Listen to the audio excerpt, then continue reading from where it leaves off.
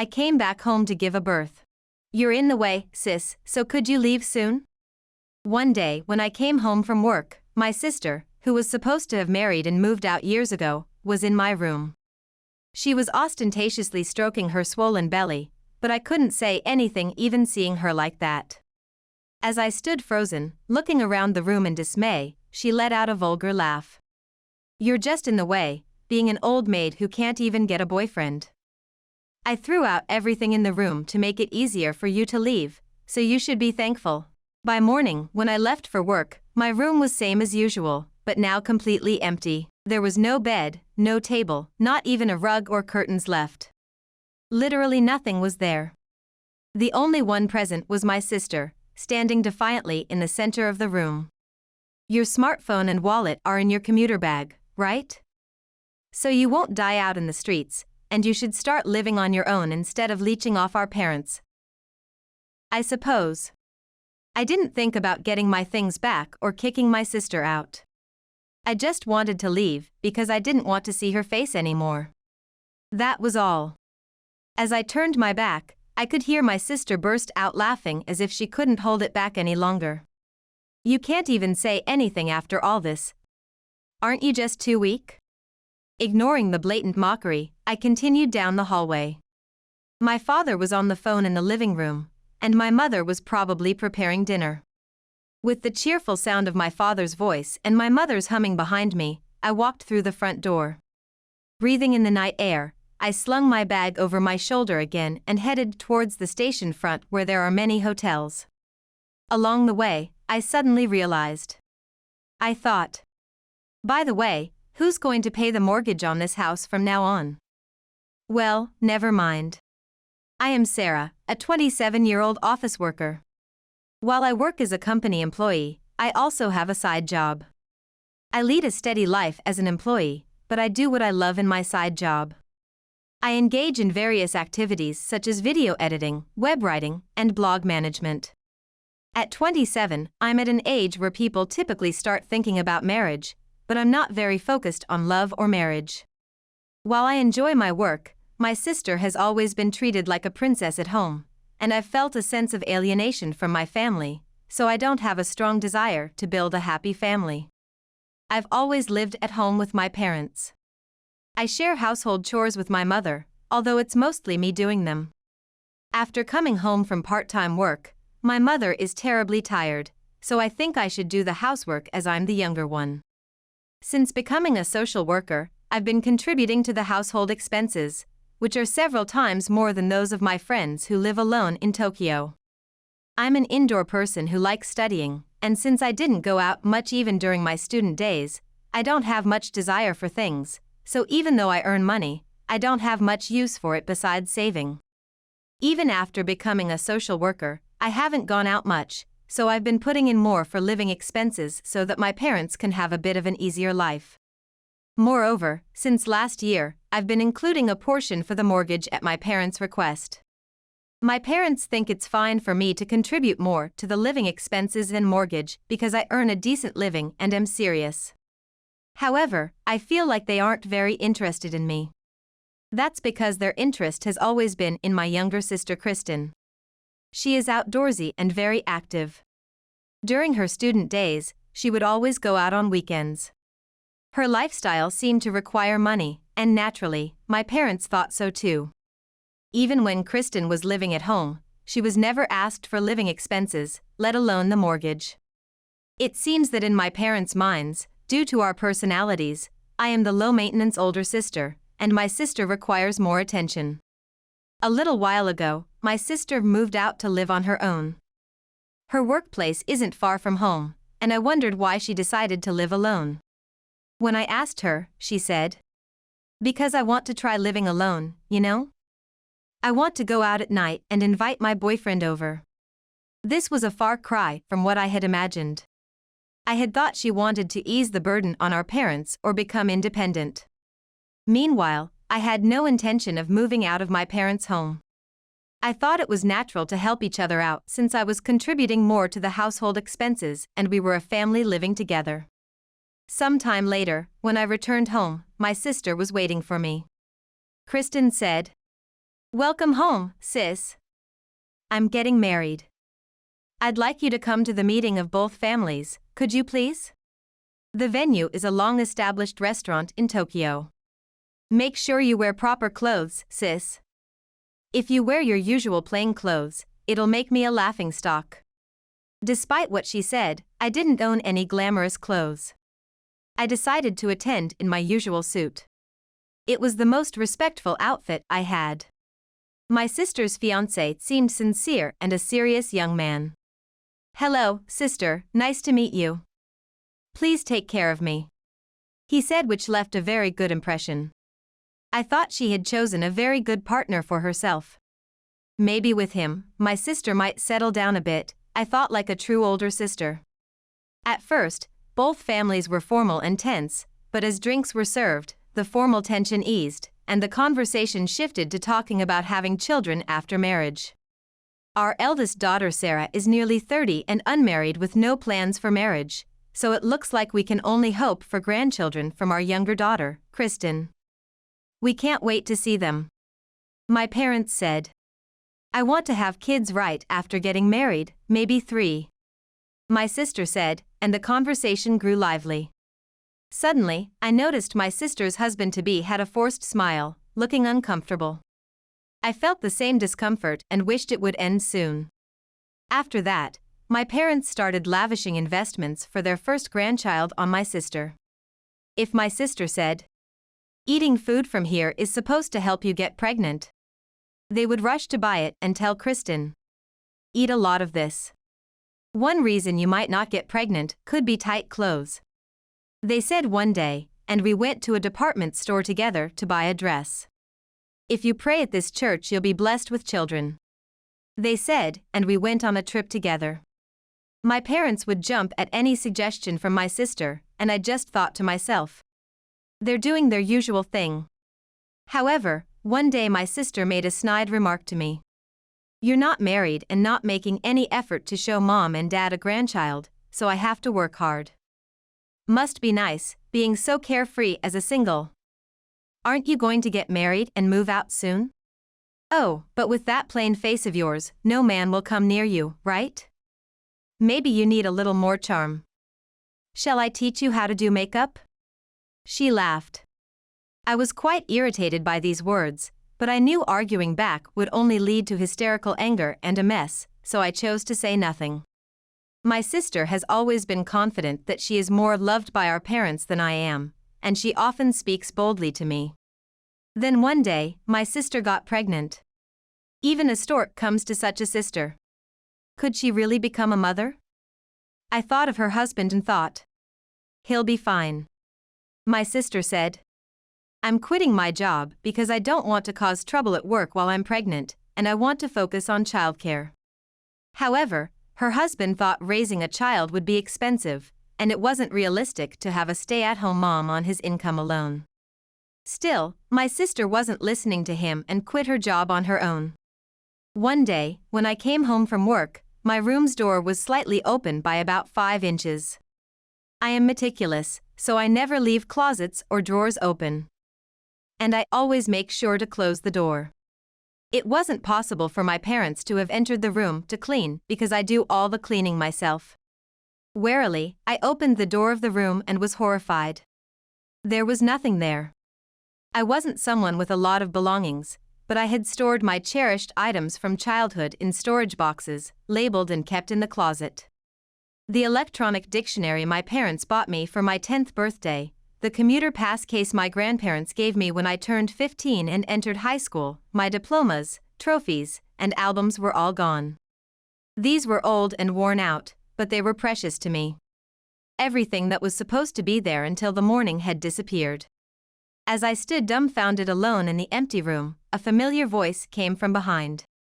"Oh, did you come back, sis? I've decided to have my baby back at home." Seeing her face as she spoke with a laugh, I immediately understood. It had to be my sister who had moved my belongings. "Kristen, where did you put my stuff? In the closet?" I asked in a panic, but my sister just laughed and said, "What's the rush? It wasn't anything important, right? It was just junk. Anger welled up inside me being called my precious belongings junk. It might be junk to you, but it's important to me. Give it back now. Besides, it's insane to move everything out when someone's not around. It was the first time she had seen me raise my voice, and surprised, she spat out.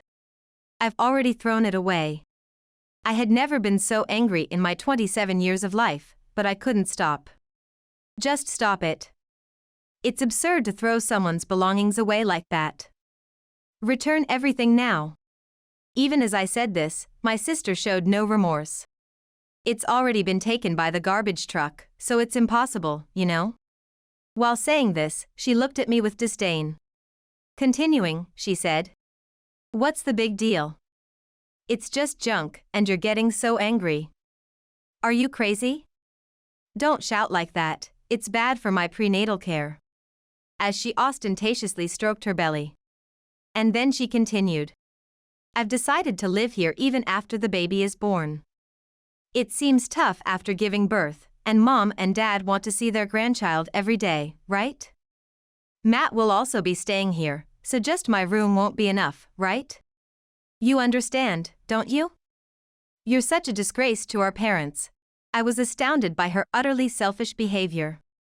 Going home for childbirth is a temporary return before and after giving birth. Isn't this just moving in to live with her husband and child? Finally, being unilaterally called a disgrace to our parents, my anger started to boil. Sis, do you even realize you're a disgrace? Staying at home without getting married, not even bringing a son-in-law as the eldest daughter. I'm going to show them a grandchild and live a life where we can see each other every day. Which do you think is better for Dad and Mom? It was one-sidedly judged as if I were the bad one, but I couldn't just listen silently. If you want to live in this house as a family, then it's something we should discuss as a whole family. Especially since you want to use my room, you should have said so beforehand. If only I knew the date you were coming back. Just as I was saying that, my sister interrupted me by banging strongly on my room door. Shut up. See, you always nag like this. That's why I had to make you leave, because you're so annoying. It felt like she was just lashing out.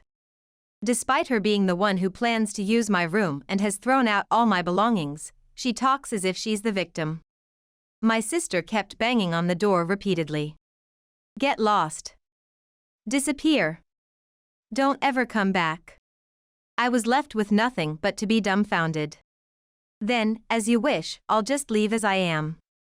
I don't have any belongings to pack anyway. All the anger I had accumulated had now turned into sheer astonishment. I even felt like I never wanted to see her again. I turned around and headed straight for the front door. My parents didn't even notice me leaving the house just as I had come in. My father was probably boasting on the phone to a relative about how his pregnant daughter was coming to live with them permanently. From the kitchen, I could hear my mother humming while probably cooking my sister's favorite dish. I never lived with my family expecting something in return. I had accepted the difference in how my sister and I were treated since childhood because she had a charming way with our parents. But even after growing up and taking on most of the household responsibilities, this was how I was treated. Despite most of my salary going to living expenses and the mortgage to make their lives easier. And here they were, welcoming my sister who never mentioned contributing to the expenses. Seeing my parents in this light, along with my sister, turned my feelings into contempt. I opened the front door without saying goodbye. Neither my parents nor my sister said a word until the door closed behind me. A week later, on payday, which was usually the day I transferred money for living expenses and the mortgage to my father's account, I did not make the deposit. I felt no obligation to pay the mortgage for a house I no longer lived in. The mortgage was originally taken out by my father, so it should have been planned based on his income being sufficient to make the repayments. The household shouldn't be unsustainable just because I stopped contributing. However, soon after, I received a call from my mother. She started off by saying, "Sarah, it's terrible. We received a notice about the mortgage not being paid. I checked and there's no money in your father's account. She was panicking, firing questions even before I could answer. Sarah, do you know why this is? Don't tell me you withdrew it. Contrasting her frantic tone, I responded calmly. All I did was stop the deposits. I didn't withdraw anything. If there's a payment default, doesn't that mean the automatic deduction failed?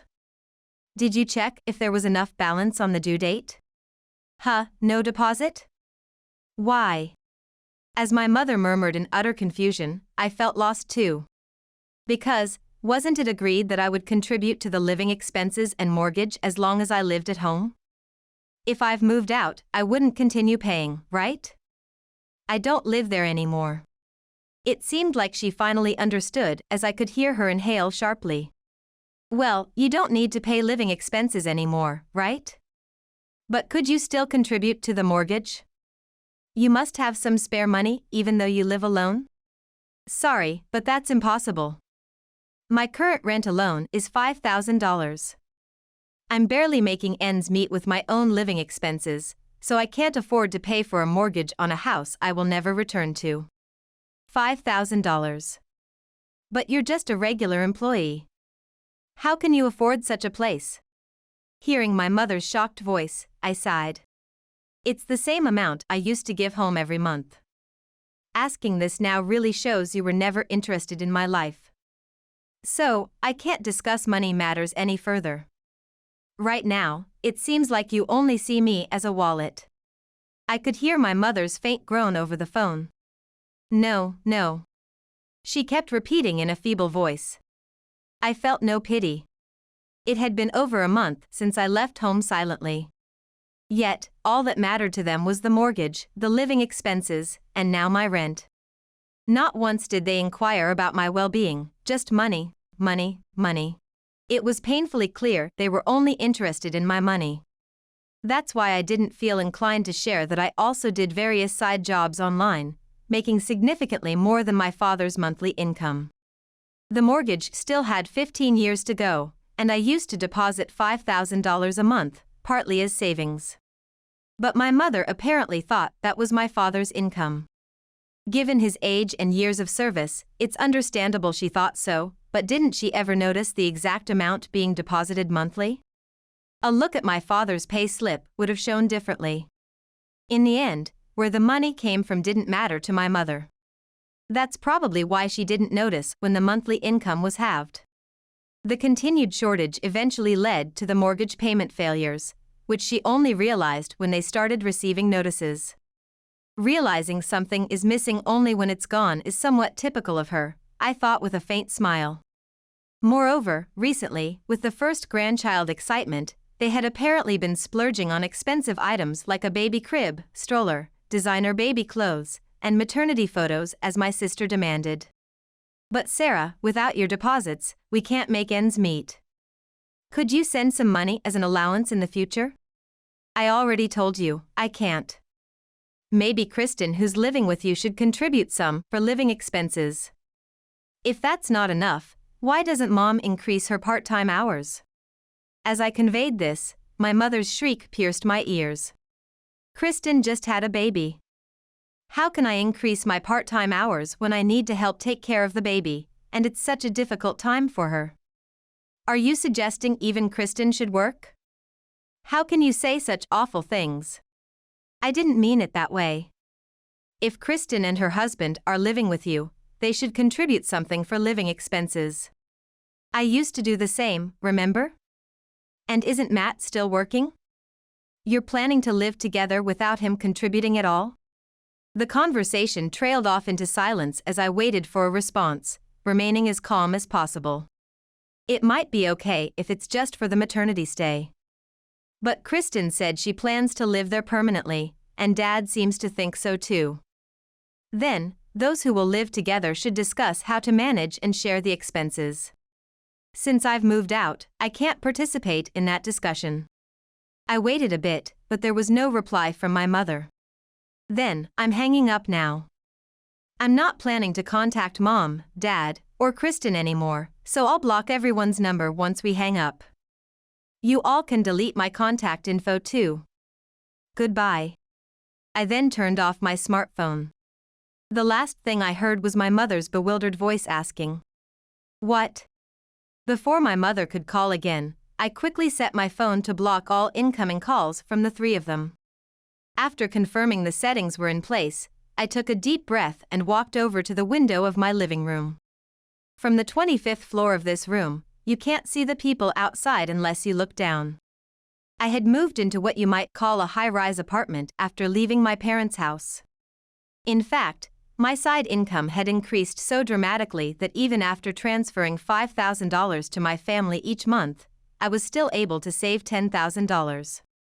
Remembering how my mother would spend any amount available, I felt truly relieved that I had never proposed using my savings to pay off the mortgage in full. After all, my parents had wanted to kick me out. Kristen, in her last month of pregnancy, couldn't have moved the bed and table from my room by herself. Someone definitely helped her. I would like to think it wasn't Matt who would move out all the belongings from a lived-in room, but regardless, such a major move would have certainly been noticed by my parents. I was the only one out at work today. They were supposed to be at home. Yet, they said nothing when I got home and even ignored me as I left. Whether they were persuaded by my sister or not, I knew they must have felt compelled to help her kick me out. My parents were the same as my sister. That realization made me give up everything and decide to leave home.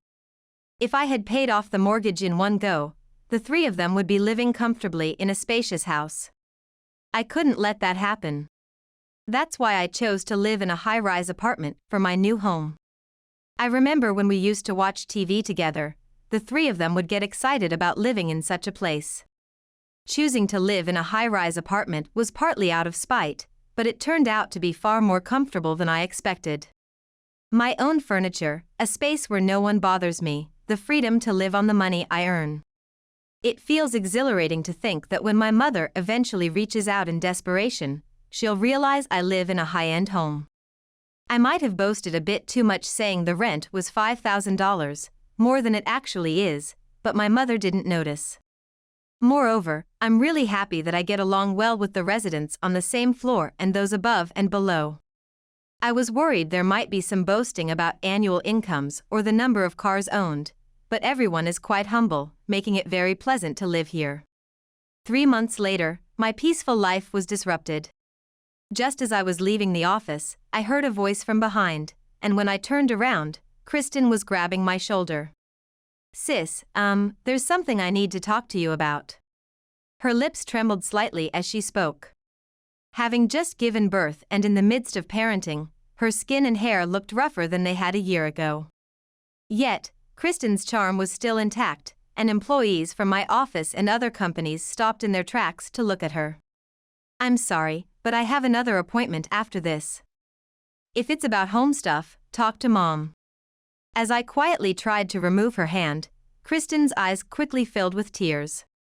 It seemed she was about to burst into tears right there, and I could feel some cold stares from around us.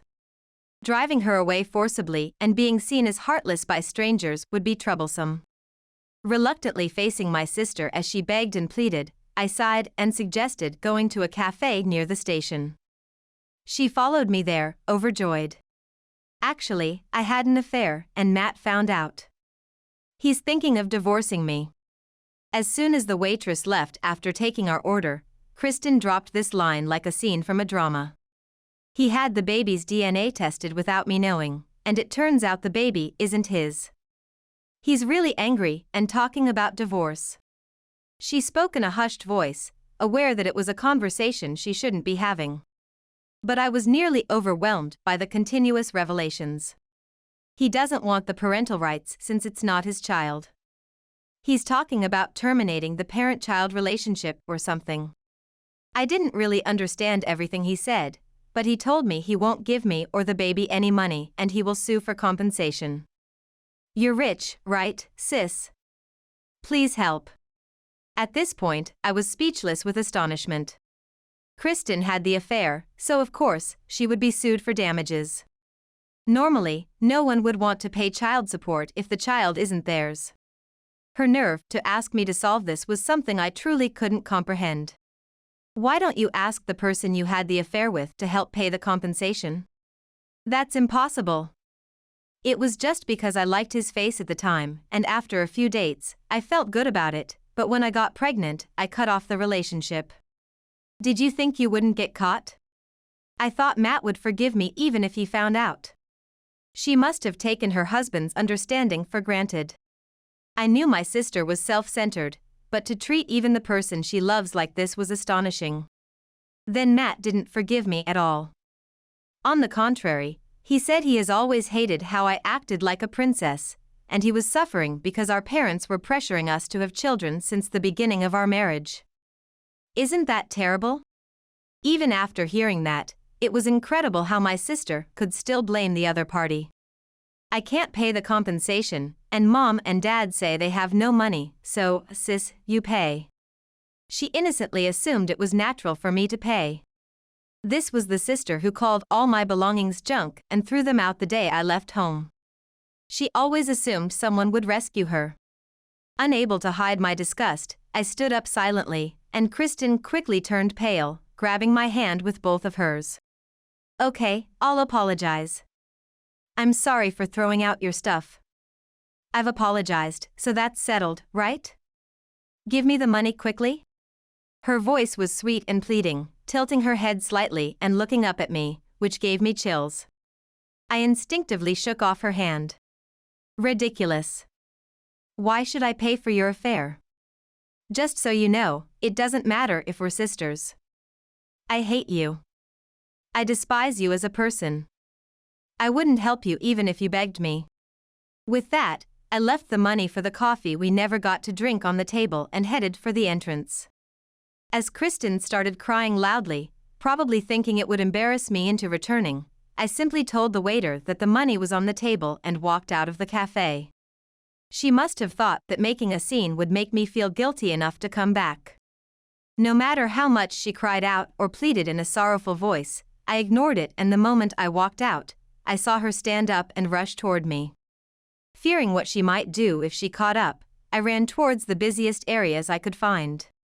I thought it reckless of her to chase after me so soon after giving birth, but I had no intention of stopping.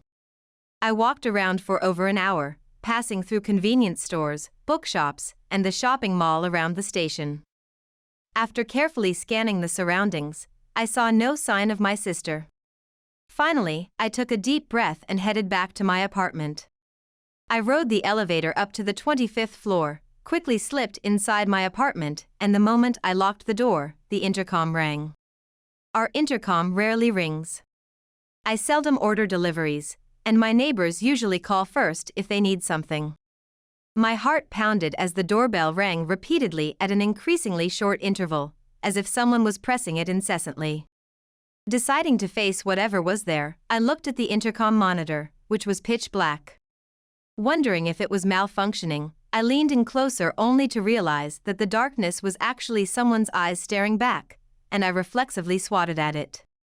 In doing so, I accidentally hit the response button, and immediately, I heard the voice I had been hearing earlier. Just shut up and pay me, you ugly witch. Ah, it's my sister. More than fear, anger surged within me. I thought I had lost her, but she had clearly found out where I live. Staring into an intercom at zero distance felt like something out of a horror movie.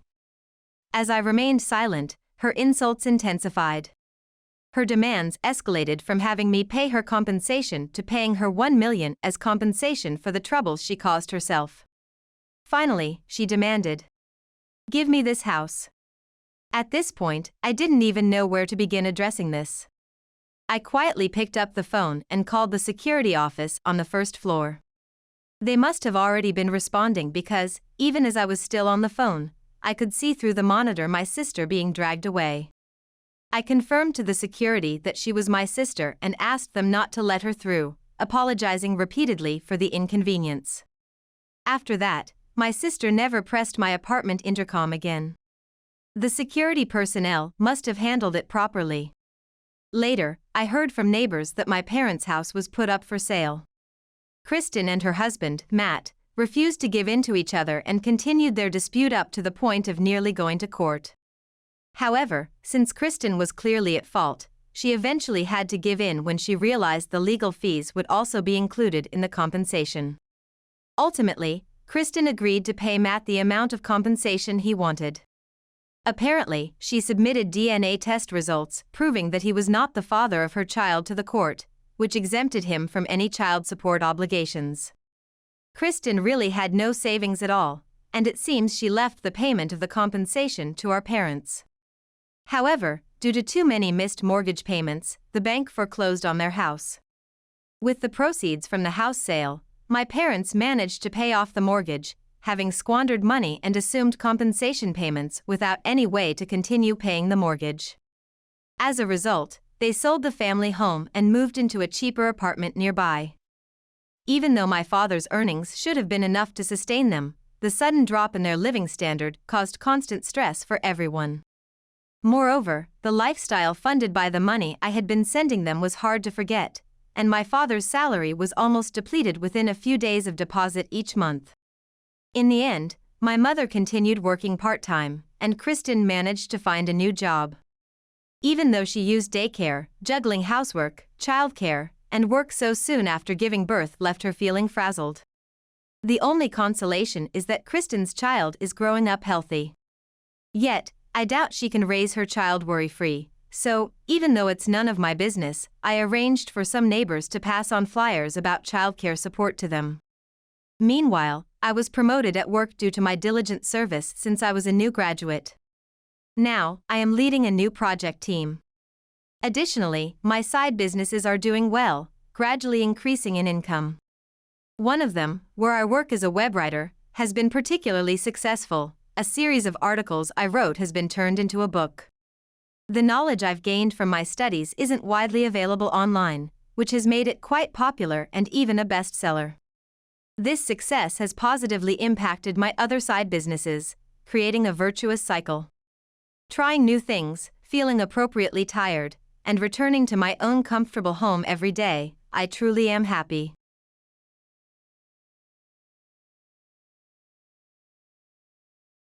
I am Kristen, a 28-year-old homemaker, currently living with my husband Justin, who is 2 years older than me, and my mother-in-law at our family home. My father-in-law passed away a few years ago, so it's just the three of us living together. Justin and I met through a lady who introduced us to each other. I started considering marriage when my best friend from my school days gave birth. In urban areas, being single at my age is not uncommon, but I live in a regional city where traditional values are still strongly held. I realized that almost everyone around me was married. Feeling hopeless about my job and life, I readily agreed to meet a man at the suggestion of a kind-hearted acquaintance. My first impression of Justin was that he seemed kind. We hit it off since we were the same age, and our marriage was quickly decided. Being the only son from a rural town, there was an expectation, from the lady who introduced us and everyone around, that we would live with his mother. I didn't particularly resist because it seemed natural. It wasn't a grand romance, but each date with Justin made me more attracted to his reliability and kindness, and I looked forward to our life together. However, life took a dramatic turn after we married. I never thought the kind Justin and his mother would change so much, as if it were something from TV dramas or online stories. Initially, I was criticized for my cooking and housekeeping skills. I was eager to marry but not good at household chores, so I took these as constructive criticisms and tried to follow them obediently. Being corrected is a sign of affection, as adults rarely get corrected. It's precious while it lasts. I gratefully took the criticism and tried my best, although I'm clumsy. If I could manage, a real bond would be formed with my mother-in-law. I thought that if I did well, she wouldn't have to fret over me. However, the more I tried, the more it empowered her to criticize me further. Even when I cooked with the seasoning she preferred, she called it tasteless. And she would refold the laundry I had done following her instructions, and criticized my poor skills. I never believed that effort always pays off. Yet, it hurts to have my hard work redone right in front of me, which I tried hard, worrying about her mood. Justin believed that men should not interfere with household chores and women's issues. He also believed that women should be just like his mother, and he blamed me and mocked me for not being like his mother. When my mother-in-law called my cooking disgusting, Justin would gleefully watch her make his favorite dishes, then grin at me. Then he would say, "Mother's cooking is the best. You should learn to cook like her." Then he would lecture. "I married you for your sake, so be grateful. You should be thankful for being fed and taken as a wife. If you were grateful, you'd be better at everything." When he was in a bad mood, he would yell the same things at me and make me sit on the floor until midnight while caught between him and his mother. Living this way, I was losing weight day by day, and my skin worsened. I didn't retort no matter what was said or done by her. My mother-in-law's bullying escalated daily, and she would even demand grandchildren daily, ending her tirades with, "Are you sure there's nothing wrong with you?" Right after we got married, my mother-in-law would peek into our bedroom, and recently she's been interfering with our private matters from morning until night. Alongside her, my husband joins in mocking and verbally abusing me. In such an environment, having children is just unthinkable. I want a child too. When I murmured this, I questioned myself. A child? With whom? Do I want a child with Justin? Do I want to bear his child? When I asked myself, my immediate answer was no. Absolutely not. I can't bear the thought of that woman becoming a grandmother. I realized I'm not happy at all. When I acknowledged my true feelings, I suddenly fainted. When I regained consciousness, I was in a hospital bed, collapsed due to severe stress and exhaustion. I was hospitalized for 5 days. Seeing Justin and my mother-in-law apologizing to the doctors and nurses, I felt a bit happy thinking Justin cared for me. However, after the medical staff left, Justin coldly asked, "So, what about dinner?" Following that, my mother-in-law said disdainfully, "Seriously, you're useless and even causing trouble like this." Justin laughed. "It'd be nice if I could be hospitalized too. 3 meals and naps, right? Why only you get to indulge?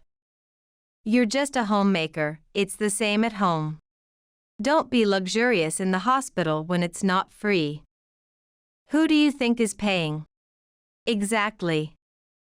I'd like to be hospitalized too. Dealing with such a useless person has worn me out. It's your fault, so get discharged and do the housework. Should I just take you back home now? You only got hospitalized because you're still stuck in a student mindset, relying on others. Stress? If we're talking about stress, I face it every day at work and should be hospitalized frequently. On top of that, having a wife in the hospital is a hassle. Oh, I wish I could be hospitalized too. Why don't you go back and let me rest here instead? That would be nice.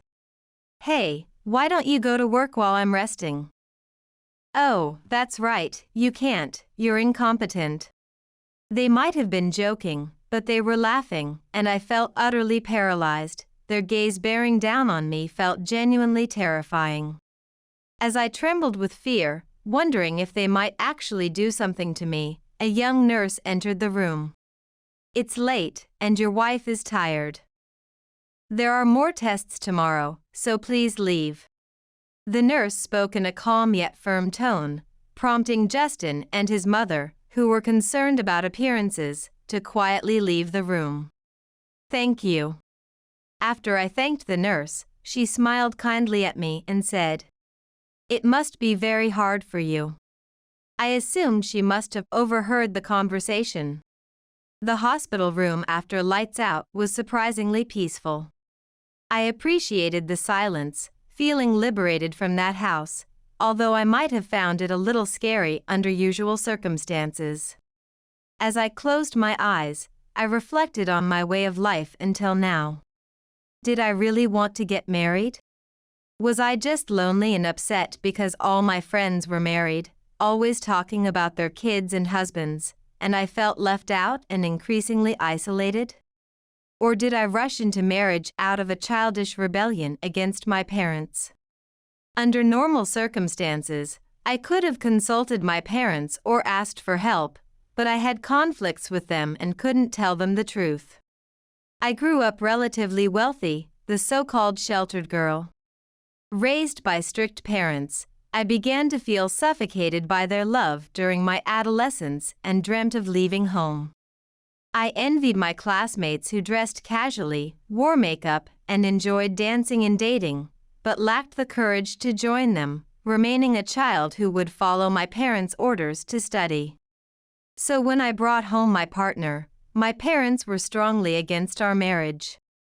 Looking at him, my pent-up rebelliousness exploded, and I married him despite their objections. The lady who introduced me to Justin faced harsh words from my parents, which also fueled my anger towards them. I planned to sever ties with my parents and opted for a photo wedding only. That's why I couldn't rely on my parents at all. As I took time to reflect on myself, I felt pitiful and terribly regretful about my naivety. During my hospitalization, Justin never visited. Any faint hope inside me had completely disappeared, and I didn't know if I should return to the home where those two awaited. On the day of my discharge, as I stepped out of the lobby, my legs gave out, and I crouched down, paralyzed.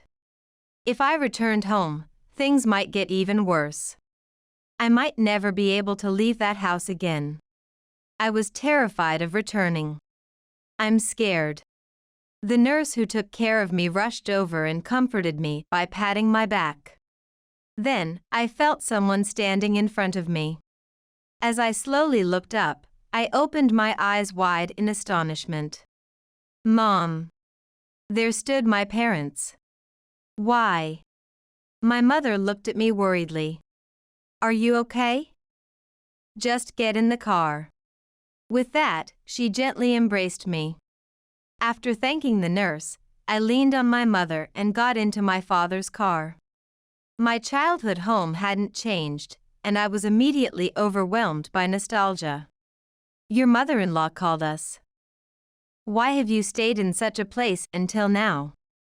Although she said in a scolding tone, tears welled up in her eyes. Seeing this, I couldn't hold back my emotions and clung to her, crying. The call from my mother-in-law had been a complaint against me and my parents. She has no sense of being a wife. She doesn't respect her husband or manage the house properly. And now a hospitalization for stress? What will the neighbors think? Stress is just indulgence and selfishness.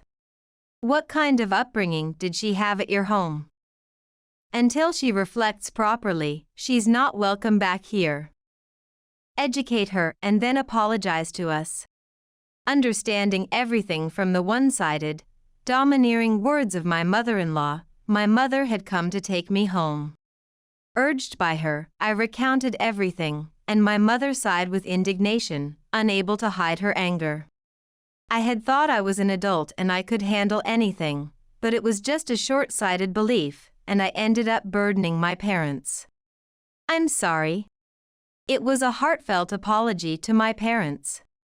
It's okay now. With that, she hugged me. We were wrong to always treat you like a child.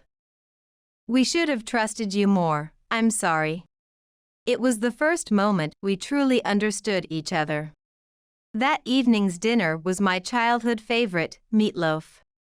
It was a bit awkward, but my parents didn't mention my in-laws, and we had a pleasant meal. For the first time in a long time, I took a relaxing bath and slept soundly in my room, which was almost untouched. Of course, things couldn't stay this way. When I woke up the next morning, my decision was firm. As my father was already dressed and my mother was preparing breakfast, I announced my intention to divorce. First, wash your face. After laughing, she turned serious and said, "If that's settled, we need to prepare, right, dear?" "That's right," said my father, picking up the newspaper. "You should wash up and freshen up." With her stern look, I could only respond awkwardly. On a Sunday morning a week after staying at my parents' home, the doorbell rang insistently. On the monitor, the grim faces of my mother-in-law and Justin appeared. I was taken my breath away due to my renewed fear. On the contrary, my mother calmly pressed the unlock button and encouraged me, who was trembling. "You've done nothing wrong, stand tall." Then she lightly patted my back. I closed my eyes, taking a deep breath, and greeted them. My mother-in-law and Justin barged into the living room, sat down heavily, and glared at us with crossed arms. "How dare you not apologize for so long? That's extremely rude. You know, hospital bills aren't cheap, and you've neglected your duties at home. In the past, you would have been divorced by now. Do you understand?" My mother-in-law ranted unilaterally. Justin was nodding in agreement. My mother, watching my excited mother-in-law, calmly replied, smiling, "Yes, I suppose divorce is for the best." Then my mother-in-law glared back. "Oh, is that so? Well, we'll be demanding property division.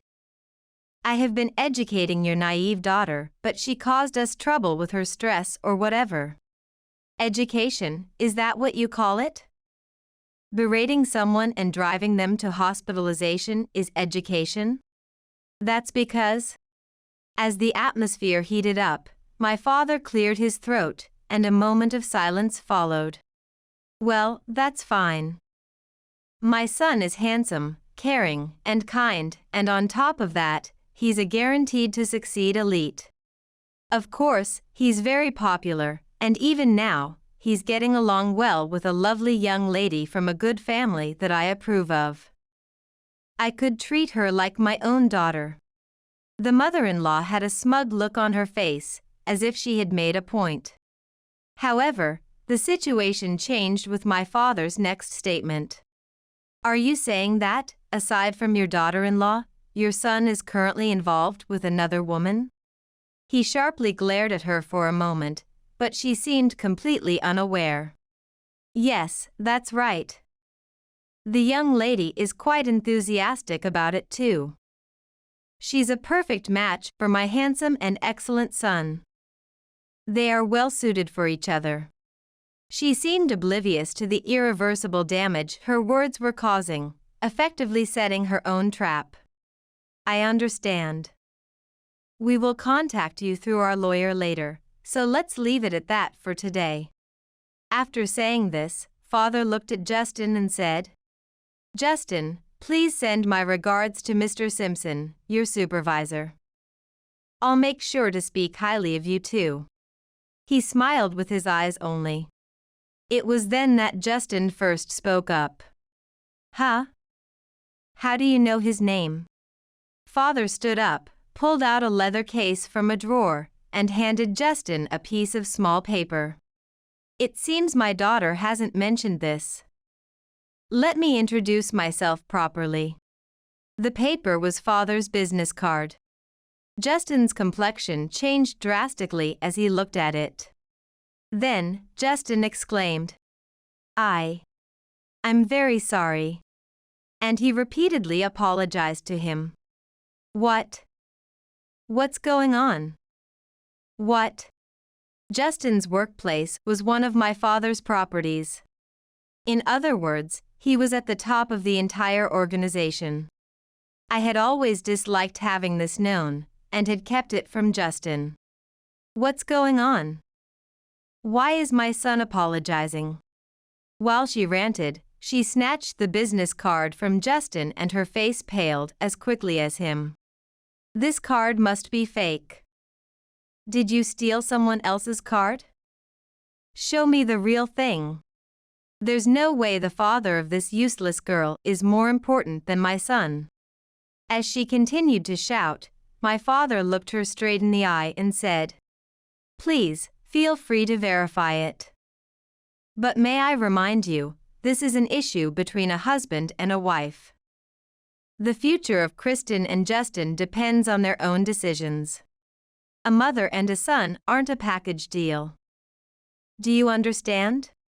He then gently spoke to Justin, who was nearly prostrating on the floor. "I'll tell you as well. This is a matter between spouses, unrelated to the company. I don't like using power or titles to influence personal matters. I'm not planning any repercussions at the company. I'm speaking to you as a father concerned about his daughter. But you understand, right? You know what you've done. A smart and handsome guy like you must understand." Overwhelmed by his presence, Justin couldn't look away and was frozen. After being stared down by him for a while, Justin managed to utter, "Yes." Soon after, Justin and I were swiftly divorced. Knowing who my father was, Justin, terrified, did not argue with the lawyer and quietly signed the papers. Regarding the lovely young lady from a good family that the mother-in-law mentioned, it turned out she was unaware that Justin was married. Her parents investigated Justin, and all was revealed, leading to them demanding severance money from him. My father had assured Justin before the divorce that he would not let his company position suffer or let the company know of these personal matters. However, it seemed the mother-in-law had gone on a misguided rampage out of love for her son. Upon discovering the true identity of my father, the mother-in-law began to worry about Justin's future, fearing that everyone would look down on her beloved son or that he might even be fired at a word from my father. Consumed by these groundless fears, she started showing up daily at Justin's workplace lobby, saying, "I am Justin's mother," to anyone she passed by there. During lunch breaks, she would call him down to the lobby and hand him a lunch box complete with jelly and other desserts, telling him, "Make sure you get along with everyone at work, okay? If anything happens, tell your mom. You can't let a wife like that get the best of you. You're a good boy who can do well. Make sure you impress your managers and get their favor." Then she spoke ill of me to an experienced female employee who talked to her just out of curiosity.